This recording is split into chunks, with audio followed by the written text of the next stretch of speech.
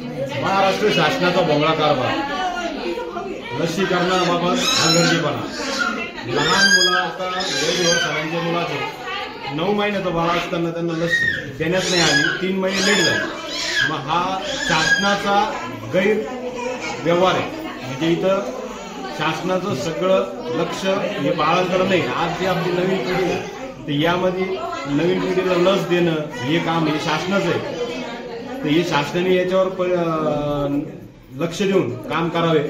आणि NS news साठी सम्राट ताक, येवला, नाशिक जिल्हा, नाशिक।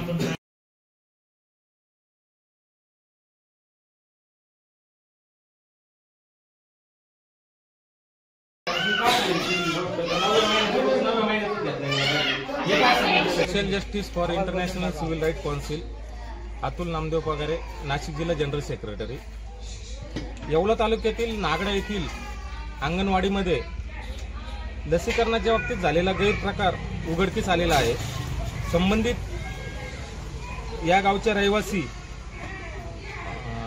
धिवरताई यांच्या मुलाला 9व्या महिन्यात जो डोस द्यायला पाहिजे होता तो ऍक्च्युली आज मुलगा 12 महिन्याचा झाला आहे, तरी मुलाला 12व्या महिन्यात आज डोस देण्यात आलेला आहे। सदर महिलेला 3 महिन्यापासून हे जे अधिकारी लोक आहेत सरकारी हॉस्पिटलचे, या लोकांनी यांना 3 महिन्यापासून लस अवेलेबल नाही, आमच्या हॉस्पिटलला लस अवेलेबल नाही असे कारण देऊन उडवडीची उत्तरं देऊन या महिलेस वेठीस धरलं व बाळाच्या आरोग्यास काही हानी होऊ शकते। जो 9व्या महिन्याचा डोस आहे तो आज 3 महिने लेट झालेला आहे। या संदर्भात आपण त्यांच्याशी बोलू नेमकी काय प्रकार घडलेला आहे। ताई, या जो प्रकार झाला आहे या अंगणवाडीमध्ये तुम्हाला जे सरकारी हॉस्पिटलचे जे कर्मचारी त्यांनी काय सांगितलं तुम्हाला? 3 महिन्यापासून येते सर मी इथं। 3 महिन्यापासून ते म्हणता का डोस आलेला नाहीये भाऊ, इथं अवेलेबल नाहीये डोस, पुढच्या महिन्यात या, पुढच्या महिन्यात। 3 महिन्यापासून ते असंच उत्तर देत आहे। किती बाळाला किती महिन्याचा डोस द्यायचा होता? तो 9व्या महिन्याचा डोस द्यायचा होता सर, पण आता तो त्याला 12वा पूर्ण झालेला आहे। 12 महिन्याचा पूर्ण झालाय आणि 9व्या महिन्याचा डोस तुम्हाला 13व्या महिन्यात दिलाय। 13व्या महिन्यात दिलेला आहे, म्हणजे 1 वर्ष। आणि त्याचा पुरावा या ठिकाणी जो सरकारी त्यांचं डोस कार्ड आहे याच्यावर आजचा 9व्या महिन्याचा जो आहे तो आज 4/10/2024 रोजी देण्यात आलेला आहे।